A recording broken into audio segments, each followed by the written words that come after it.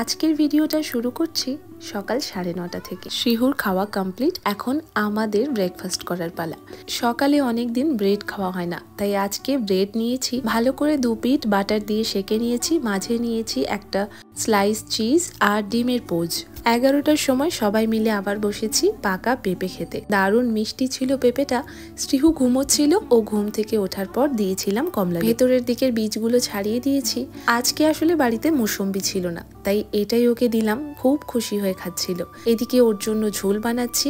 নিয়েছিলাম আজকে ব্রোকলি, লাউ আর সাথে আলু। শিঙি মাছের ঝোল, অল্প কিছুটা ভাত মেখে দিয়েছি আর পাশে কিছুটা গোটা সবজি রেখেছি, যেটাও নিজে হাতে খেতে খুব ভালোবাসে। এরপর ভিডিওটা স্কিপ করে গেছি একদম দুপুর 2:30-র সময়। আমি লাঞ্চ করছি আজকে এই টাইমে, কারণ বিভিন্ন কাজে দেরি হয়ে গিয়েছে। তবে মেনুটা আজকে বেশ ভালো ছিল, তাই দুপুরের খাবারটা দেরি করে হলেও বেশ তৃপ্তি করে খেয়েছি।